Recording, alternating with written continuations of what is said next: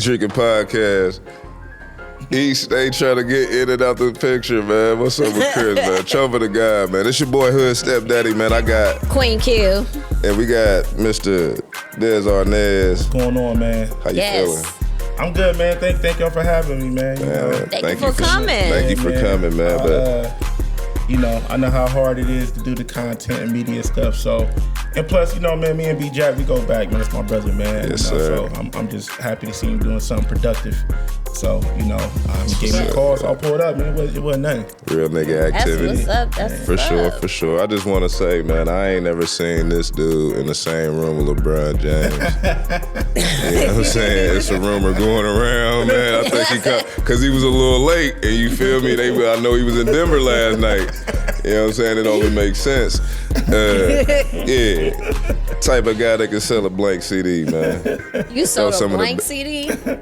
I mean, I didn't necessarily I honestly he had a QR code for it. I could have sold it though. Like I legit could have sold it, but for my birthday this year, I kind of I made it seem like I was having like an album release. So like people really thought I was dropping an album. So I like printed up CDs and everything. And really it was really just a party. You know what I mean? But so like when you open up the CD, it had a disc in there, and it said, "But so big, I could probably sell it." So was that the back outside one? Yeah. Oh, okay. So it's a funny story how all that came about. Like really, all that was like spontaneous. I don't know. I feel like I'm the king of that. Like it really started off as a joke, and that's how a lot of stuff I'll be doing. It just start off as jokes, and it take legs. So then I just run with it. So originally I wasn't gonna do nothing for my birthday. And then everybody was like, nah, Des, you gotta have a birthday party. You don't never be really you celebrate everybody else's birthday, but you don't be celebrating yours. And that's because my birthday's in January, and it's like late January, so it's usually like bad weather. Cold. Like the last time I really had like a real birthday party, this was years ago. It was a level 2 snowstorm that year. But everybody still came out. Everybody still came out. And it was crazy. Like it was wild. It was wild for everybody to be out there to level 2 snowstorm. Like we had a pre-party. Once we came out, everybody's cars were frozen. Everybody scraped their cars off, and we still went to the club and it went up. That's what's up. But anyway, so yeah, the back outside party, it started off as a joke. I wasn't gonna do a birthday party, and then I had that flyer for a minute because my homie Josh does graphics for like Soul Classics and Canvas. And so I did a photo shoot. So he took that picture. He's like, man, you look like a rapper. So I've been had the back outside image. I just never did nothing with it. So I just posted it up. And then when I posted it up on IG, I had made a track list when I posted it on IG. So I just randomly made all these fake tracks to make it seem like I was really dropping a CD. So everybody was going crazy. And then I was like, all right, fuck it, I'm gonna really print CDs. So then I really print CDs and put it in a CD case. It's genius, man. and so that was the flyer. So that was because my birthday party was invite only, and I forgot to get that B Jack, but that's because I lost my phone. But that's a whole other story. But so it was so people knew I was having a party, but you didn't know where it was at because you had to get an invite. So people knew how to party, but nobody knew the address or nothing like that. But I did it on purpose because I didn't want to do. I wanted to be around love for real. You know what I mean? Yeah. I could have rented out a club and did all that stuff, but it would have messed up the vibe. So I feel like it served its purpose. Everybody had a good time, and now everybody Dad, you got to do another party because that's great marketing. Really you know what I mean? Great and promoting. Sure. That's what's up. I would never have thought of that. Yeah, so people was like, you really got an album? That's evil genius activity, man. But I did do a tape back in the day. Me and my homie Craig did a tape back in the day called Nike, Hennessy, and Women. And so people thought I was coming back again. So I had a song called it's a cult classic called Stupid Fruity Hookah. So yeah, I haven't tracked down the track yet, but I've heard about it. Oh, I can send you the link. I can send you the link to the whole CD. Please it's still on SoundCloud. Please it's still on SoundCloud, man. Please do. Stupid fruity hookah got me jumping in your lady. When we at the shisha bar, got a nigga lazy, and we be going crazy. Damn. Stupid fruity hookah got me jumping in your lady. We made that tape in 2 weeks. It's a funny story behind that too, but I don't want to tell you. Please do tell. Oh, okay. So like I was telling y'all before we started rolling the mics, You know, I've been doing this media content stuff for years. You know what I mean? Like, I've always, like, B-Jack can tell you, like, I was doing this type of stuff when we was in school, you know, and this has always been my lane, you know.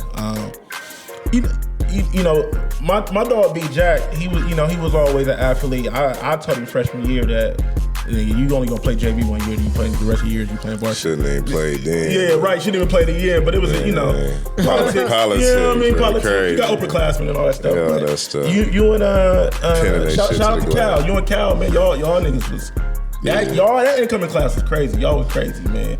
Yeah. You and Cal, man, y'all used to go crazy in the upper gym. I'll tell you that. Y'all niggas. Y'all gonna probably do 1 year JV and then y'all doing varsity. But anyway, I was just me. Like, I just always been like a funny, silly dude. Like, even when it came to hooping, I could hoop, but I didn't take it serious. You know what I'm saying? So like, I used to always get kicked out. He was getting too much attention elsewhere, man. Like, bro, Like, he used to be the sick because he was always fresh. He always had a big ass smile on his face. It was always good energy, and he just yeah. Like, even when I would be on the court, like, I would get kicked out the gym all the time because like I'll come down don't let me score. If I score, you gonna hear it. Like, I'm going crazy. I'm dancing like all the stuff the kids do now. I was doing that in 2000. Oh man, the Harlem Shake. Coach be like, get out the damn. You know, I come down. We was like doing open gym, and we playing against like at this time, like you knew who the varsity was, so like I'm getting off on the varsity, and I'm like, damn, like and then I remember I ran past, and I was like, this supposed to be your varsity coach. Scales, get the hell out of the gym. Like, that was wild. Right. That was wild. But anyway, man. So Cass, man. Yeah, shout out to Cass, man. So fast forward. You know, I was doing podcasting in 2007. Me and my man Craig. That's crazy. We had a show called the Craig and Dan Show. So how we got introduced to it was his uncle and then our homie Dante.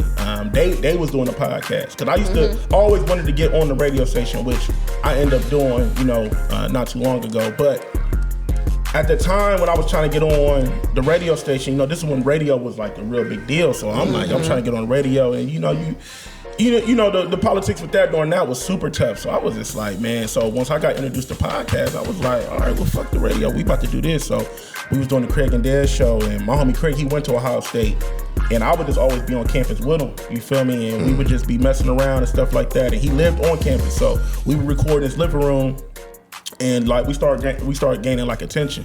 And like one of our biggest episodes was there was a I don't know if y'all remember, but if you're an Ohio State fan, at one time we had this quarterback, Antonio Hinton. He was supposed to be like the next like Troy Smith. He was like a black agile quarterback. He was from Georgia, I believe. But anyway, he had got caught up in a scandal, an alleged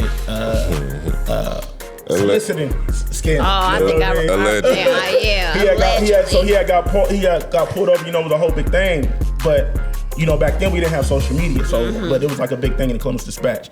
So we did an episode about that, and you know, I had gave him a nickname, and I was calling him Trick and Hinton, and so like it had became like a real big thing on the campus. So they was like, you know, he was salty about it, but a lot of the football players was like messing with it. And it's a crazy full circle with that. But anyway, so that was like a big episode, and we was doing our thing. But then people didn't understand podcasting. Everybody thought like podcasting was like an internet radio and we played music. We like, nah, we talk on this show. You know what I'm saying? So we just got tired of people like approaching us with music, giving the CDs. So it wasn't called trolling back then, but we started trolling. I'm like, man, we about to drop a tape. And I had to like interview somebody, and I was like, yeah, we about to drop a tape. And the lady was like, for real, okay, well, what's it about to be called? I said, Nike Innocent Women. And my homie Craig looked at me, he said, I like that. And so we was like, all right, let's really do it. So a couple months later, there was a group from here called Fly Union, if y'all not hit. They ran around with LeBron. They was signed to LeBron James label, LeBron and Rich Paul and all them. And we had acquired this beat tape.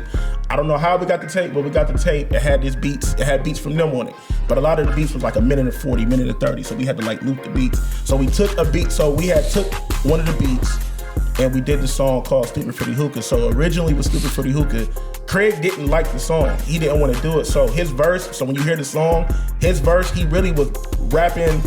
He was really being funny because he didn't want to do the song. So he was trying to be goofy. He was trying to be goofy, but it came out sweet, and I was just like, so he takes the whole track, and I was like, nah, we keeping that, and then we looped it to add my verse, and then how we came up with the name Stupid Fruity Hookah. Like this is before hookah became really big. Like me and a couple of my homies, like we was doing the hookah thing before it became really big. So like my homie Marty, him and his family, they had a hookah spot on High Street called Gypsy. So we would hang out there all day. You know, I got a lot of Somali homies. So we was like, they introduced me to hookah. I didn't know what it was. I'm like, what the fuck is this? Like, this is crazy. So when we was doing the hookah thing, everybody was like, what the fuck is that shit y'all doing? So, and I was, I'm a real big fan of Gucci and OJ the Juice Man. So one day we was in a hookah bar, and I was just like, Stupid Fruity Hookah got me jumping in your lady, and everybody was just like, oh, that's hard. So like that's how I would always say that, and then like that became the hook, and we just, we were just messing around. So we made that song. This is when Twitter was real big, like the hashtag thing was real heavy. So the marketing behind that was everybody used to watch like the playoffs at the same time. So this is when LeBron was still in Cleveland. So we was watching LeBron. We were like, all right, at halftime, we're gonna hashtag Stupid Fruity Hookah and we're gonna drop the song. And we did that, and it just was just going crazy. And then we, like I said, we did a whole tape like in 2 weeks. So people just started sending us beats, and we would just get drunk and we would just record, like no stuff. So when you hear the tape, most of it is freestyles. You can hear the parts where we mess up at. Like we just would just go, like, and just package the whole thing. Y'all was acting up. Yeah. Like we ended up getting booked for shows and everything. Oh, for real? Yeah, we did headline it. We headlined at Icebreaker before. I remember them Icebreakers. Yeah, we did the Icebreaker. It's crazy. One show. This is before MGK became big. Oh, MGK opened up before us one time. So MGK opened up before us. That's wild. MGK opened up for y'all. Yeah, that's wild. Like. Shout out MGK, right? Because I know his manager Dre. He went to school with my best friend Jordy, so I know his manager. And then we had when Lil B was cooking, like we brought Lil B down to Newport. Well, we didn't, but somebody booked. It was a whole thing, man. So I could be here today. I could be here for years, man. Telling them stories for sure. But what you got going on now? What I got going on now? So I'm still messing around with the podcast stuff right now. I got two podcasts right now. So one it's called What We Talking About. What We Talking About. So what we talking about is kind of like like I tell people, it's kind of like barbershop talk. You feel me? So it's me, my homie Reese, my homie Trav, and my homie Blaze. Shout out. So we've been doing that one for 6 years. So kind of how that came about was, like I said, full circle. When I eventually did get on at the radio station, I worked at 107 for 3 years. Did you? Yeah. Okay. I did 107 for 3 years. I did the weekend slot. I used to do Friday nights with my homie DJ Mr. King. Shout out to the King. He was a real pivotal part of me getting on at 107. So shout out to King. I don't know if y'all remember Lil D when Lil D was here. I remember Lil D. So Lil D and King, they definitely helped me get on, and of course my dog Yavis Ellis. Shout out Yavis. I played with Yavis on the Gushmacker team with Courtney, man. Okay. Rest in peace. Yeah, rest in peace, Courtney. Yeah. Ozzy, but man. Yeah, Shout out Yavis. Do y'all got your own set spot for the podcast, or y'all travel? Well, I mean, we can. Right, a lot of it that we do is at my homie Blaze's crib. But like when we first initially started doing the podcast, I was still working at the radio station, and at the time, like when I got on the radio station, it was just, it wasn't what I thought it was. I don't know how it worked now, but just my experience, and I don't, I appreciate the experience, but like once I got there, it wasn't what.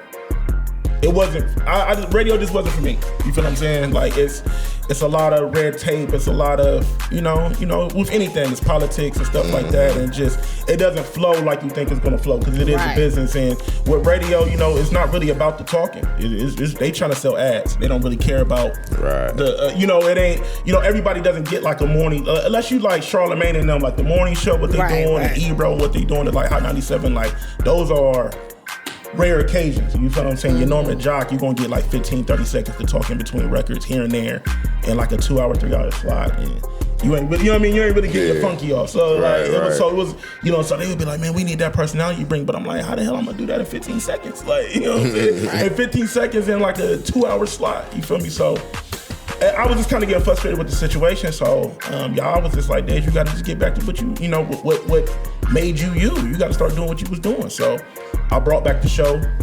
And so what we would do is I was doing Sunday nights. And I would be the last person in the studio. So I would record my show at 107. And then when I got done with my show, I would sneak my homies in through the back door and we would record in one of the empty studios. But I did that on purpose. We didn't have to do that, but I was doing that on purpose to show the radio station, like, look, y'all not really utilizing me like y'all should utilize me. So we did like 4 episodes there. We did like 4 or 5 episodes there before the radio station even found out. And then when they found out, it was like, you can't do it no more. But by that time, we was already popping. So Right, it's up. Yeah, so it was already up. And, so then, we've been, so since then, we've been doing live shows. We done pretty much did every venue in the city, from the Funny Bone to the Forum to, I don't know what they call it now, but it was Club Ice, XO, you know what I mean? I think Many different days. Yeah, I think they did. Fire, I think it's Ice. Josephine's now or some shit. I don't Josephine. know. Yeah, I don't know. Wow, You know what I mean? that's a new name. I ain't even been bought it. Yeah, we, Late Night Slice.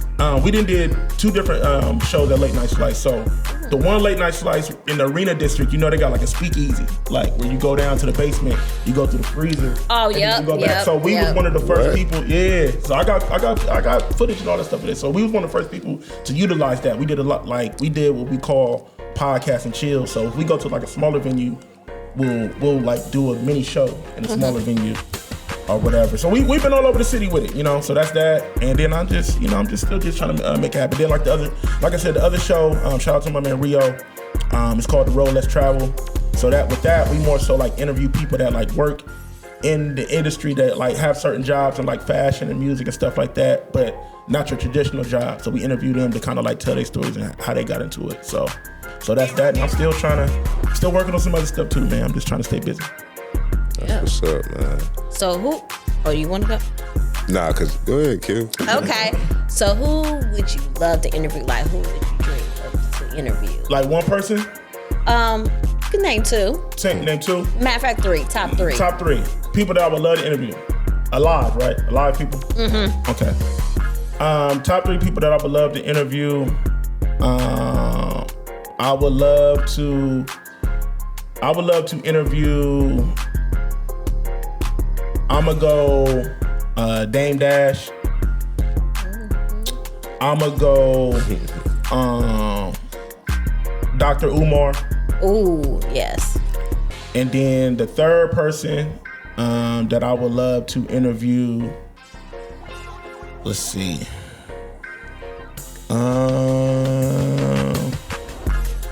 DJ Academics. I'm a real big fan of DJ Academics, man. I know a lot of people may not like mess with Academics, but Academics He's very interesting. He's extremely smart. I watched him from the beginning to where he is now, and he outside of his antics, right? I've seen him do interviews where he's not being like academics and just being him, and just like the way his brain works and how he's learned how to work these algorithms and really just like really become a millionaire off this content game is incredible, man. So I would love to just pick his brain and just get some knowledge from him, because I want some of them M's that he touches. For sure. Speaking of Dr. Umar, I got his number. You got his number? Like, what you mean? I got his number. So he came to Kansas City. He spoke.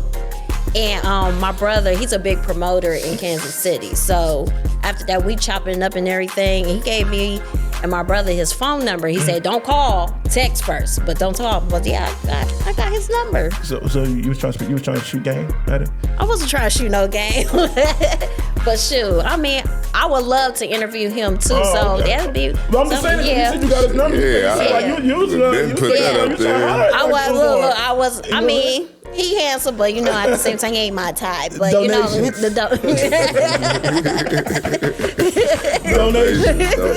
Donations. So, yeah. So yeah, I would love to interview him. I told him roll through Columbus, Ohio. Like you go everywhere else. Hit him up, book him.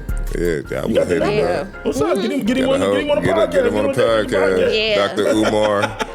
That would be that, yeah. She's gonna hit you up. Yeah. You know what I'm saying? We love to interview you. Have a sit down. Yes. Come to Columbus. We would love it. Absolutely. Bro. What's up?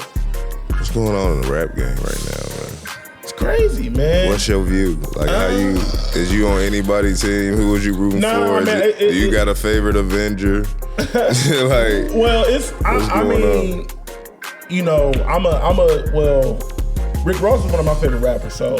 But I'm not taking off. I don't like what it's doing though. So I like, I don't like the white boy, the BBL drip. Like I don't like what it's doing right now. You don't like the trolling? I love the trolling, but bro. also too, it just hurts my heart because a lot of those guys have made so much good music together. Yeah, that's so it's crazy. like, you know, it's kind of looking WWE-ish right now, man. And that's what I don't like. I mean, look, I get it. It's a competitive sport, and I'm all for it. You know, we was kind of talking off mic about it, but now I just think, you know, social media is the gift and the curse, right? Yeah. Like, it's a beautiful thing because you can get yourself out there. You can reach people that you probably couldn't reach years ago. But, you know, but also it's a bad thing because I feel like a lot of times people be crashing out on social media, man, and they just be making themselves look crazy. So, I don't know, man. You got a side? Who you with? You team Drizzy? Not really. I'm just a fan of the fight. Like it's like UFC. Like I love to watch UFC. I don't be knowing who fighting. Yeah, I'm a big fan of UFC. I don't know none of the fighting. You feel me? Like I just want to see him get the chunk. So I'm gonna need Kendrick You know what I'm to saying? respond. So Kendrick I'm need just to loving it. respond, but Waiting on Kendrick, but Ye jumped in, said I got you. And he, you know what I mean, he held it back down for the dark skins because the light skinned dudes started out the day punching on us, bro. Like, yeah, man. Chris I mean, Brown. they started out punching, bro. I woke up to Chris Brown and a Drake. Like, what the hell? But see, the beautiful thing about it is, I think the battle will get fun again once once Kendrick finally do respond. Because that's the thing, like everybody keep trying to put this time clock on, but once Kendrick do say something, we all gonna tune in. You feel what I'm saying? Like it ain't like it's. He probably won't say anything till his album. I think his album comes out in May, so he probably won't respond till then. We gonna see, man. We gonna see. But I think. So think Drake, we need Kendrick response. so Drake is he right about the Taylor Swift got him pushing his album back? Like is that? Taylor Swift just she just did like 1.4 million or something crazy in a day. I mean, when did it come out? It came out Friday, right? She even got this record. I just seen the stats. They said she did like 1.4 million in a day, something crazy. That she broke the Spotify record, like 300 million. That's crazy, but she got this record out against Kim K. That's what they were saying. I was like, What? You know, Taylor Swift. That's what her whole career be based off of. Yeah. I don't know nothing else about Taylor Swift except revenge songs. Yeah. Like I don't know. Yeah, I never heard of it either. But it's all of them be crazy. about getting back at dude. You know what I'm saying? Mm-hmm. I used to watch a lot of what's that? Entertainment Tonight. Okay. And they, you know what I'm saying? They like the Taylor Swift, the Swiftie Army and all this. Like no offense to none of y'all, because I don't want no smoke. I don't want no smoke. Right. Swifties, they get up there just like the Barbers and the Beehive. Yeah, I don't want none of that We smoke. see y'all though, but y'all starting to get kind of cuckoo. But you know. It's definitely been going crazy, man. So, like I said, I love it. Yeah. Like I want to see more of it. I love the trolling. It's keeping me energetic. It make me want to work out and everything. Stay on top of my game. Right. I've been in the booth. I got, you know what I'm saying? Like I done inserted. Listen, man, if I drop some shit, you gonna be like, whose side is he on? I done took shots at everybody too, but nah, man. Something else I wanted to ask you. How do you personally handle what you're trying to do and the things you want to achieve? What you mean? Like just like how I go, like what keeps me like. Well, yeah, what striving? keeps you? Yes, absolutely. It's tough, man. You know, like we've been saying. You know, I've been doing this type of stuff for years. You know, from party promoting and then creating. Creating content, all that type of stuff. So, for a long time, in the beginning it was super tough because like things that I was doing were essentially new, especially to the city. Like I said, I was doing this type of stuff. I was doing parties like 2004, 2005 when I left school. I was 19 doing 21 and up. And even when I got into the party game, it was tough because, they weren't used to like, we was essentially like kids, but our approach to the game was different. It was, gatekeeping was super heavy back then. So so me and shout out to my homie DJ Fundamentals, when we was out here, we had to really fight. It's kind of like this rap game. Like we had to really fight to get our positions. You know what I'm saying? And we had to, we used to be on Facebook going at it with different promoters and stuff like that. And we would be going at it because it was a competitive sport. And we kind of like early days. Yeah, we kind of took the game by storm because like our approach was different. Like we had a crew. We would go to every side of town. This is when you still had to pass out flyers and stuff like that. We hitting cars, and I spent I spent a lot of time doing that stuff. And then once I finally start achieving success in that, start doing the party stuff, and then start elevating or whatever. It was cool. And then I started doing this content stuff, but. To answer your question, it's really just you got to just stick with it. It's just about consistency. You know what I'm saying? Because if you quit and then you look back like, damn, I didn't even really give myself a real shot. Right. Like you told me, B. Yeah. When you came home, right? You said I'm gonna give this a real shot, and you really put your real heart and energy into it, and you gave it a real shot. Think about it. Before you got here, when you was, we're gonna say that mini vacation. Yeah. You never thought you would be here, right? An extended stay, yeah. Nah, I ain't think I'd be. You feel what I'm saying? Like when you was in that place, and I'm so happy that you're here because I don't want to see nobody there. I don't even give a fuck. We ain't even cool, but I don't wish that on nobody. But for you to leave that situation, you could have easily been like, got out here, got on some bullshit, went back. You progressing, you going forward, and what's keeping you doing? You know what I mean? I know sometimes you wake up and you be like, man, fuck this shit, but you got a vision and you see the light at the end of the tunnel. You know what I'm saying? So it's just that's the thing. I think, especially now, I feel like I keep talking about this. I talk about this everywhere I go, but it's the social media. We live in this instant world where everybody want to drop your first video and you go viral.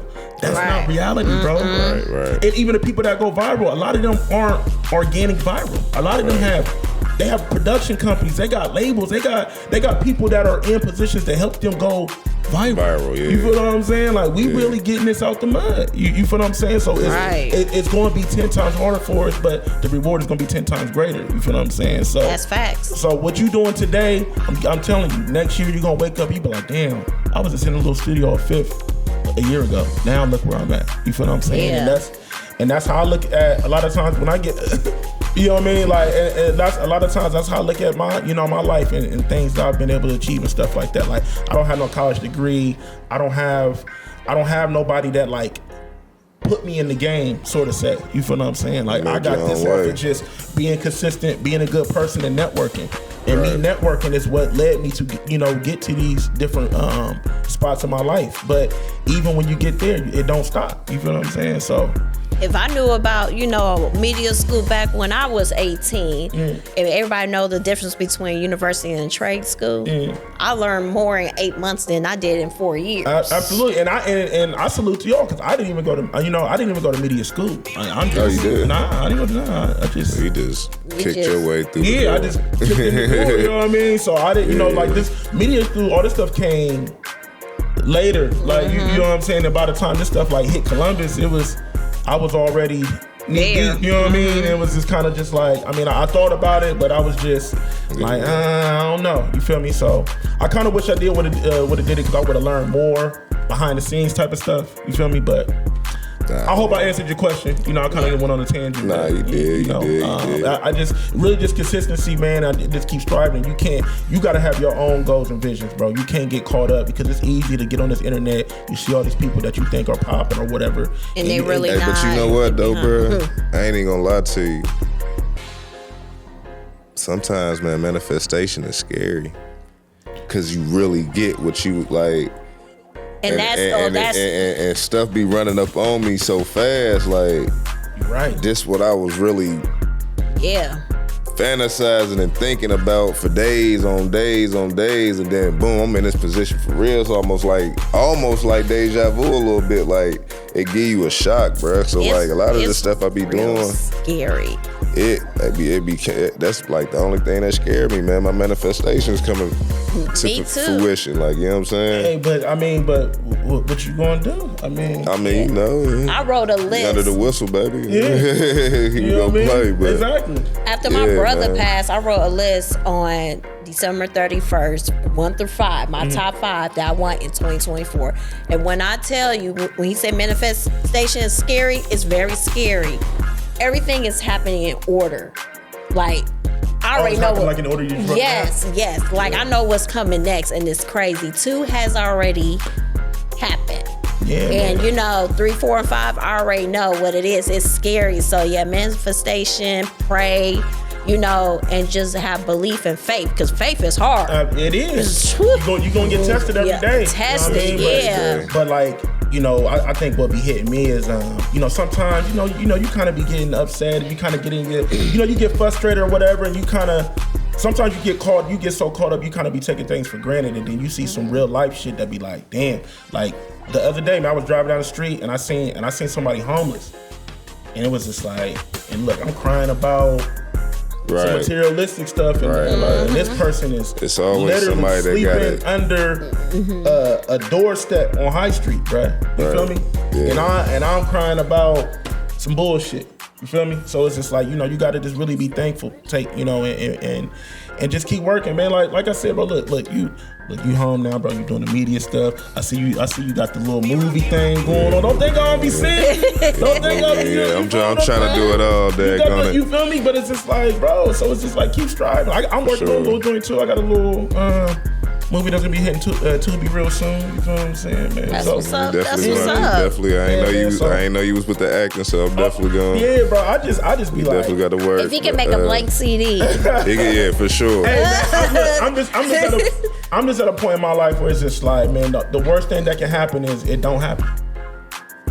That's the worst. That's thing that facts. can happen. Because at You know the what I'm end saying? of the Like, day, so it's like, why not try it? Like, why not? Because you don't want to be that person 5 years ago. But like, damn, what if I would have made that little local movie and then somebody would have seen me, and then now I'm doing national commercials or something. You know what I mean? You never know where it can take you. You feel what I'm saying? Because you never know who's watching, who's seeing you. You feel me? So that's a fact. Because at the end of the day, one thing that's promised to all of us is death. You feel me? And you don't know when it's going to happen. And we living on borrowed time, man. Yeah. And we seeing people younger and younger get up and check up out of here, man. And That's like, crazy. it's getting closer and closer to home for me. Yes. Yeah. Me too. So it's just like, man, you know.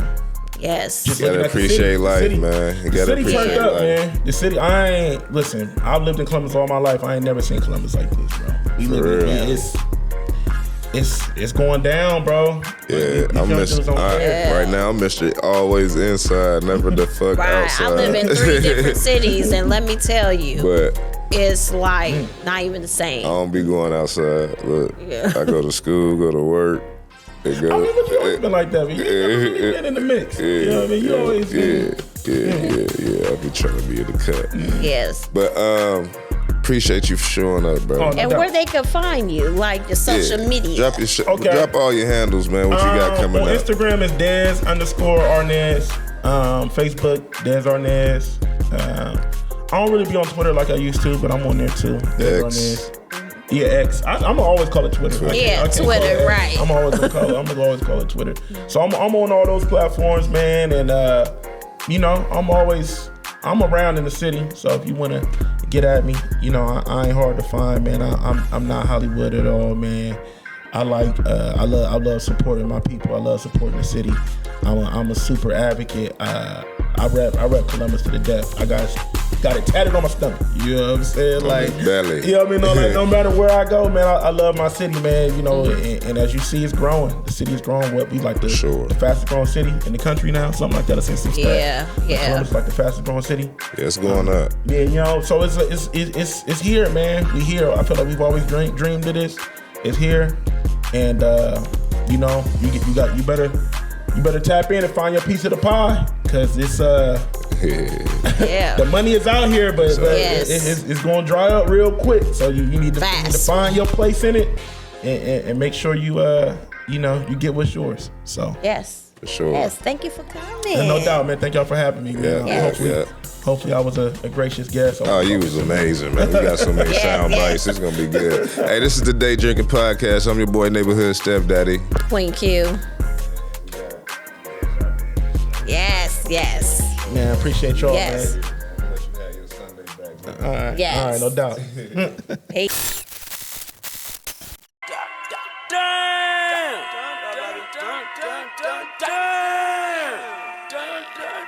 Rap don't work, I'ma have to use my wrist. All this jury on me looking like a lick. 30 rounds, pussy, you ain't taking shit. If rap don't work, then I'ma have to work my wrist. Damn, I'ma have to use my wrist. All this jury on me looking like a lick. 30 rounds, pussy, you ain't taking shit. Damn, if rap don't work, then I'ma have to use my wrist. I had followers way before the Instagram. I said, Assalamualaikum, trap me going ham. Hit my jack, I got that contraband. Sit 'em in a stove on a baker's man. You getting money, but you mad, right? Activists got a nigga running real